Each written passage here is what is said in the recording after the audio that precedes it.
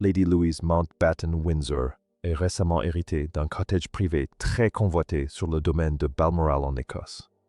Ce legs surprenant de la reine Élisabeth II a court-circuité plusieurs membres importants de la famille. La propriété paisible et intime est nichée au cœur du sanctuaire des Highlands. Elle témoigne de la profonde confiance d'une grand-mère envers sa plus jeune petite-fille. Cet héritage inattendu a discrètement attiré l'attention du public sur cette jeune femme d'une remarquable simplicité. Pour comprendre pourquoi Louise occupe une place si particulière, il faut se pencher sur ses débuts fragiles. Elle est née prématurément le 8 novembre 2003 à l'hôpital Frimley Park de Surrey.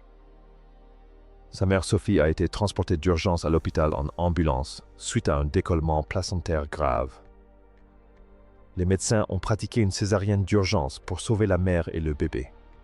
Son père, le prince Edward, se trouvait à des milliers de kilomètres de là, un voyage officiel à l'île Maurice. Louise passa ses premiers jours difficiles dans une unité néonatale spécialisée à Londres, où sa survie était en jeu. Ce début de vie dramatique influença profondément la façon dont ses grands-parents percevaient sa personnalité naissante. Le prince Edward et Sophie choisirent d'élever leurs enfants loin des projecteurs royaux. Lors de leur mariage, la reine annonça que leurs enfants seraient considérés comme les enfants d'un conte. Ainsi, elle était simplement connue sous le nom de Lady Louise Windsor et non de princesse. Ses parents souhaitaient qu'elle vive une enfance normale, loin des projecteurs médiatiques. Un détail révélateur de son éducation paisible a été dévoilé lors d'une interview télévisée au palais en 2016. Sophie a confié que Louise n'avait pas tout de suite réalisé que sa grand-mère était la reine d'Angleterre. Elle rentrait de l'école perplexe, car ses camarades ne cessaient de parler de la couronne. Pour Louise, la reine Elizabeth était simplement une grand-mère aimante qui vivait dans un grand château. Cette innocence naturelle a été soigneusement préservée par ses parents tout au long de sa scolarité à Windsor. Elle a fréquenté l'école St. George's au château de Windsor avant d'intégrer l'école St. Mary's à Ascot. Elle y a étudié l'anglais, l'histoire, les sciences politiques et le théâtre en vue de ses examens de fin d'études secondaires. Durant l'été 2022, elle a choisi de travailler dans une jardinerie locale. Elle y a perçu le salaire minimum, comme d'autres adolescents, avant de se préparer à entrer à l'université. Elle a récemment été aperçue assise par terre dans un train de banlieue bondé en Écosse. Elle travaillait tranquillement sur son ordinateur portable, faute de place assise et disponible. Un proche de la famille royale l'a ensuite décrite comme la plus simple et la plus accessible de tous. C'est précisément cette simplicité qui l'a rapprochée de la reine Élisabeth, plus que ses autres cousins. La reine appréciait sa personnalité discrète et serviable lors de leurs vacances en famille. Traditionnellement, la famille royale évite de désigner officiellement un favori parmi ses jeunes petits-enfants. Pourtant, de nombreux membres du personnel du palais pensaient que Louise était la petite-fille préférée de la reine. Elle se distinguait par son amour des étés passés à explorer le domaine sauvage de Balmoral. Contrairement à ses autres cousins arrivés accompagnés d'une importante suite, Louise n'avait que des chaussures de marche et des carnets de croquis. Elle passait ses journées à arpenter les collines et à peindre les paysages des Highlands qu'elle affectionnait tant. Elle a rapidement conquis le cœur de la défunte reine en prenant soin des plus jeunes enfants lors des visites familiales. Louise encourageait patiemment la princesse Charlotte à dessiner la faune écossaise locale. Cette relation authentique n'était absolument pas une opération de communication.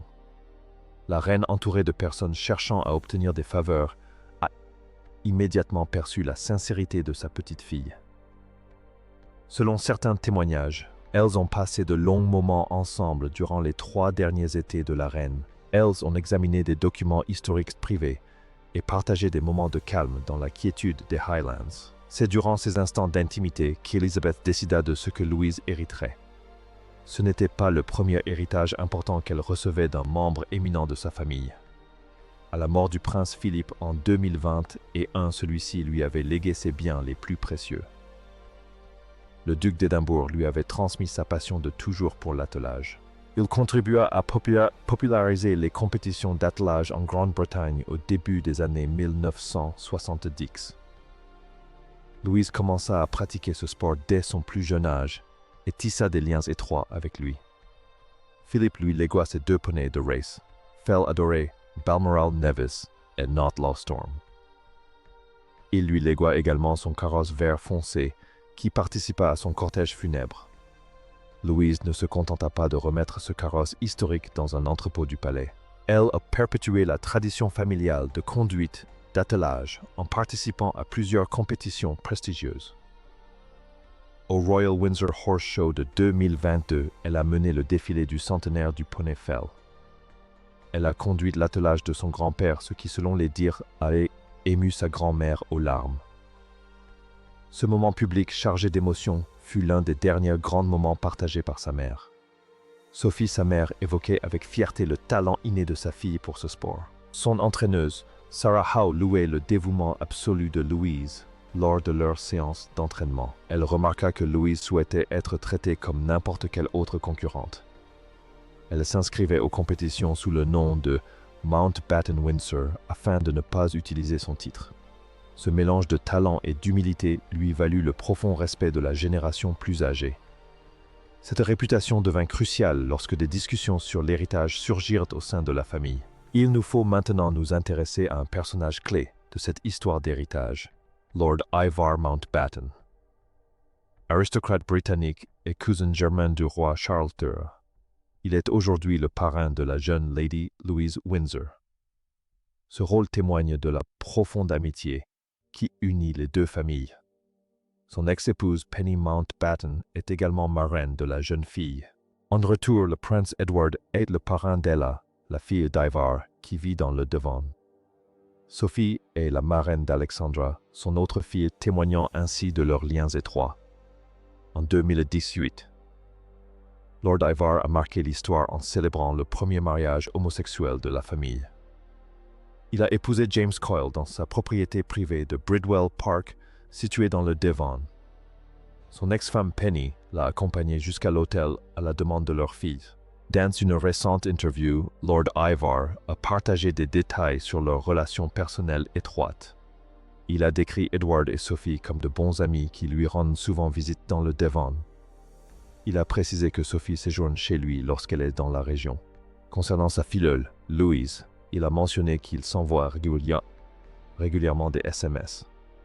Il a reconnu que les jeunes ont une vie universitaire très chargée. Le rôle de Lord Ivar est important compte tenu de son expérience en matière de succession de propriétés historiques. Il a hérité de Moynes Park en 1992, puis du domaine de Bridwell. Il a vendu Bridwell Park en 2024, après avoir surmonté plusieurs difficultés de gestion et financières. Il comprend le poids émotionnel et les enjeux financiers liés à la préservation du patrimoine familial. Il est donc bien placé pour guider et soutenir sa filleule dans son propre parcours. À présent, concentrons-nous sur la propriété de Balmoral elle-même appelée Wren's Nest. La reine Elisabeth II décida que Louise hériterait de ce cottage situé sur le domaine privé.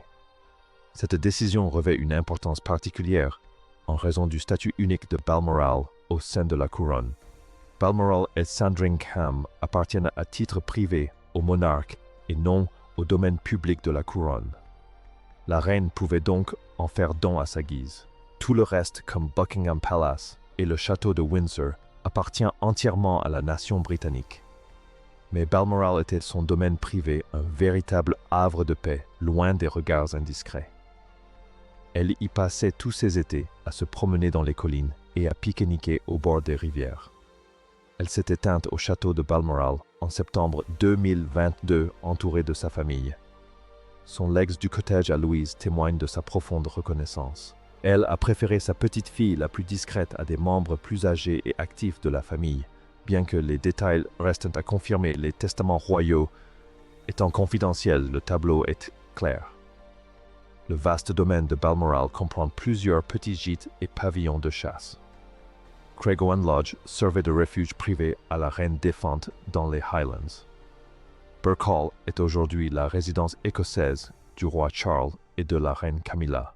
Parmi ses propriétés, le cottage qui représentait son refuge est connu sous le nom de Wren's Nest. Le rôle du prince William dans cette histoire d'héritage apporte un éclairage important. Il avait déjà reçu le cottage de Tamnagar de la reine-mère en 2002, établissant ainsi un précédent clair de transmission directe des propriétés de Balmoral aux petits-enfants. William aurait soutenu l'héritage de Louise, conscient de l'importance d'honorer les dernières volontés de leur grand-mère. L'idée que cette propriété des Highlands puisse servir de cadeau de mariage est intéressante. Dans la tradition royale, les dons immobiliers marquent souvent des événements marquants de la vie comme les mariages. La reine Elizabeth a offert Birk Hall à William et Catherine un cadeau de mariage en 2011. De même, Gatcombe Park avait été initialement acquis pour la princesse Anne comme cadeau de mariage. L'héritage de Louise est perçu comme un socle solide pour sa future vie de famille. Bien qu'elle ne soit pas mariée, actuellement ce cadeau est porteur d'espoir et d'attente. Selon certaines sources, elle serait en couple avec Félix de Silva Clamp, un autre étudiant de St. Andrews. Lord Ivar Mountbatten conseillerait sa filleule sur la gestion des propriétés historiques, s'appuyant sur son expérience. Il sait qu'hériter d'un bien immobilier, c'est assumer la responsabilité de l'histoire familiale. Les dynamiques familiales autour de cet héritage sont quant à elles extrêmement complexes. En Grande-Bretagne, les testaments royaux sont scellés pendant au moins 90 ans afin de préserver la confidentialité. De ce fait, les détails complets de la succession de sa grand-mère resteront confidentiels. Cependant, des informations provenant de sources proches du palais indiquent que Louise a bénéficié d'un traitement exceptionnel. Le cottage tant aimé n'a pas été légué aux enfants de la reine Charles et Anne, mais directement à la petite fille qui, discrètement, s'asseyait sur le sol du train. Pendant que les adultes se disputaient sur les apparitions au balcon du palais, elle travaillait dans des jardineries. Quel avenir attend Lady Louise Windsor au sein de la famille? À 22 ans, elle termine ses études d'anglais à l'université de St. Andrews, où William a rencontré Catherine Middleton. En 2024, elle a intégré le corps de formation des officiers universitaires en Écosse. Des photos d'elle en tenue militaire portant un casque marqué « Windsor » ont récemment fait surface.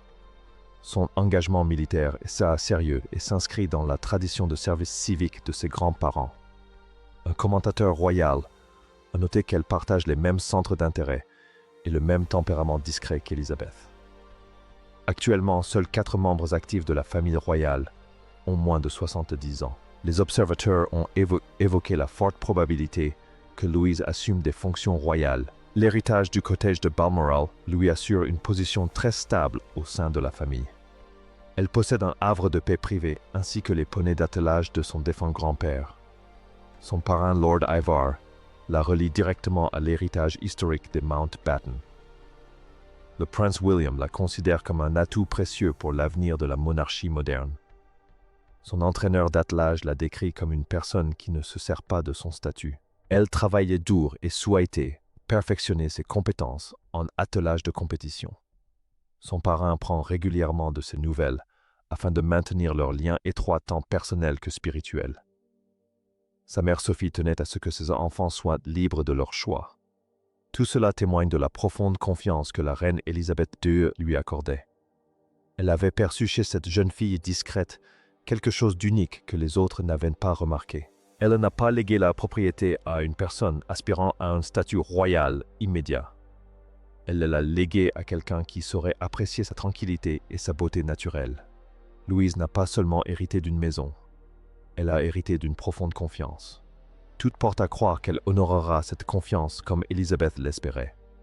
Son mode de vie modeste continue de lui valoir le respect du public britannique. L'histoire de son héritage prouve que le dévouement discret finit par être remarqué et récompensé. Elle représente aujourd'hui le secret le mieux gardé de la famille royale britannique. Ses études à St. Andrews restent sa priorité. Pourtant, elle passe ses vacances à se promener dans les paisibles collines de Balmoral. Le cottage demeure un symbole de l'amour et de la confiance indéfectible de sa grand-mère. La transition du pouvoir au sein du palais continuera sans aucun doute d'évoluer. La famille a survécu pendant 1000 ans en s'adaptant aux exigences modernes. William et Catherine ont assuré l'avenir public de la monarchie par leur leadership intègre. Ils ont prouvé que la confiance du public et les liens affectifs en sont les véritables fondements.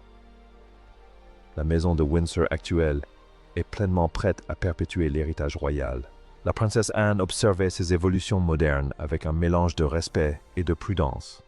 Elle avait consacré toute sa vie professionnelle à la protection des valeurs traditionnelles de sa mère. Elle comprenait qu'une transition de cette ampleur exigeait une gestion administrative rigoureuse et méticuleuse. Elle prodiguait discrètement ses conseils à William et Catherine lors de dîners familiaux privés. Sa grande sagesse était précieuse pour le jeune couple qui préparait l'avenir. Anne reconnut chez la princesse Charlotte la même rigueur et la même éthique de travail qui la caractérisaient. Elle voyait en elle une jeune fille pleinement disposée à servir sans la moindre plainte. Ce dévouement était précisément ce dont la couronne avait besoin pour survivre au XXIe siècle. Le soutien discret d'Anne offrit à la famille de William un allié de poids au sein de la hiérarchie établie de la cour. L'équilibre des pouvoirs basculait lentement mais sûrement en faveur de la jeune génération. Parallèlement, les registres de sécurité privés de Clarence House révélaient une coordination accrue avec Kensington. Les officiers de protection principaux signalaient que le public préférait le dispositif de sécurité mis en place par la jeune famille. Leur style moderne et accessible avait complètement transformé la manière dont le public interagissait avec les membres actifs de la famille royale.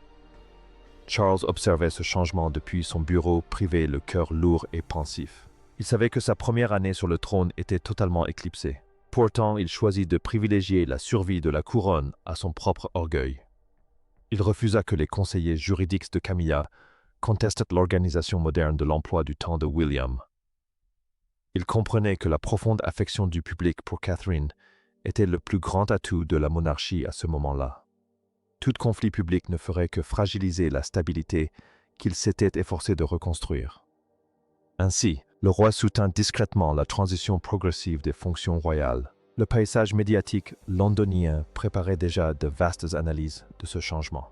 Des commentateurs royaux chevronnés publiaient des articles détaillés sur le rôle naissant de la princesse Charlotte.